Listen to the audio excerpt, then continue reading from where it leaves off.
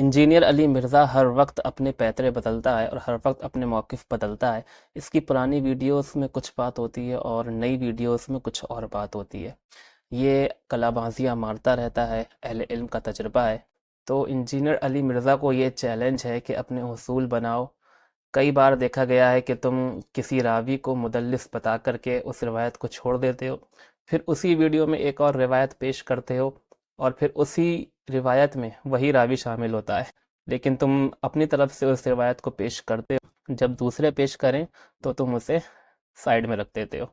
اسی طرح جب تمہیں امام ابو حنیفہ کی پرسنالٹی کو گرانا ہوتا ہے تو تم ان علماء کے اقوال دکھاتے ہو جنہوں نے امام ابو حنیفہ سے اختلاف کیا۔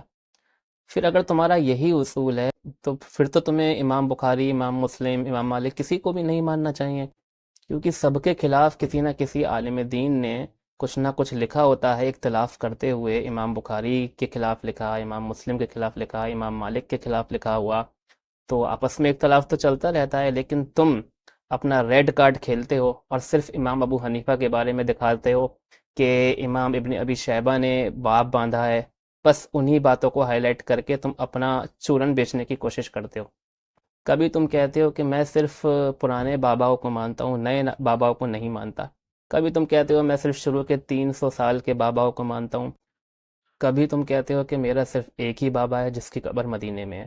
تو یہ ہمارا چیلنج ہے، اگر میری بات انجینئر مرزا کے اسٹوڈنٹ تک پہنچتی ہو تو اپنے بابے سے کہو کہ تمہیں یہ چیلنج ہے کہ اپنے اصول ایک جگہ لکھ کر کے عام کرو، یا تو ایک کتاب لکھو، لیکن تم سے ایسا نہیں ہوگا کیونکہ تم خود یہ بات جانتے ہو کہ تم اپنے گڑے ہوئے اصولوں پر خود قائم نہیں رہ سکتے۔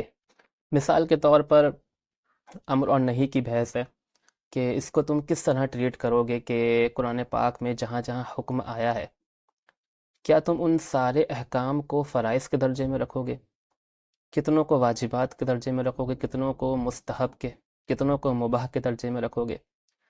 تو ان کے اصول الگ سے بنے ہوتے ہیں۔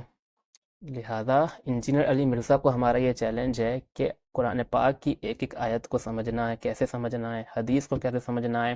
جب قرآن کی آیتیں آپس میں بظاہر اختلاف کرتی نظر آئیں یا قرآن اور حدیث آپس میں بظاہر ہمیں اختلاف کرتا ہوا نظر آئے تو ان سچویشنز کو ہمیں کیسے ٹریٹ کرنا ہوتا ہے، کس لفظ کا کیا معنی لینا ہے، کہاں کیسے کیا کرنا ہے، ان سب کے تم اصول پہلی بات تو بنا نہیں سکتے۔ اور اگر تم نے کچھ چھوٹے موٹے اپنے باطل اصول گڑھ بھی لیے، جیسے کہ تمہارا ایک گڑھا ہوا اصول ہے کہ صحابی سے جو کرامت نہیں ہوئی وہ بعد کے بزرگوں سے بھی نہیں ہو سکتی، حالانکہ اس کا کئی بار ہمارے علماء جواب دے چکے ہیں کہ کتنے واقعات پر ایسا ہوا۔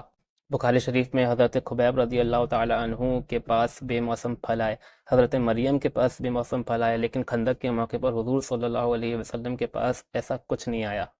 اسی طرح تمہارا ایک گڑھا ہوا اصول ہے کہ ایک وقت پر کوئی کرامت ہوئی ہے تو دوسرے وقت پر بھی ہونا ضروری ہے۔ بھائی جنگ بدر میں فرشتے آئے تو جنگ احد میں کیوں نہیں آئے؟ اس کا جواب تمہارے پاس کبھی نہیں ملے گا۔ تو ان کو جب کرامتوں کو جھٹلانے ہوتا ہے تو ان کے پاس دو پیترے ہوتے ہیں، یا تو یہ کہتے ہیں کہ جو کام نبی سے نہیں ہوا وہ ولیوں سے کیسے ہو جائے گا، اور اگر وہ کام نبی سے ہو رکھا ہوتا ہے تو یہ کہتے ہیں کہ جو کام نبی علیہ السلام کے ساتھ ہوا ہے، جو معجزہ نبی علیہ السلام کے ساتھ ہوا وہ ولیوں سے کیسے ہو جائے گا؟ یعنی چت بھی ان کی پٹ بھی ان کی۔ اس لیے ہمارا چیلنج ہے انجینئر علی مرزا کے اسٹوڈنٹس کو کہ وہ اپنے بابے سے ڈیمانڈ کریں کہ ہمیں ایک اصول لکھ کر دو، کچھ اصول بنا کر دو، جتنا بھی تمہارے بس کی ہے، کہ میں ان اصولوں پر چلتا ہوں، اس سچویشن کو ایسے ہینڈل کرتا ہوں، تاکہ اسٹوڈنٹس کو یہ پتہ چل سکے یہ کتنی کلا بازیاں مارتا ہے۔